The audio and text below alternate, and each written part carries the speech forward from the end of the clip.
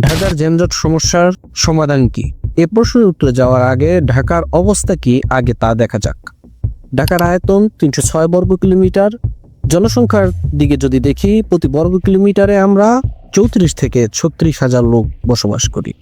শত শত ইউনিভার্সিটি, সরকারি অফিস, কলকারখানা, হাসপাতাল, হাজারো শিক্ষা প্রতিষ্ঠান সবকিছু এই ঢাকাতেই অবস্থিত।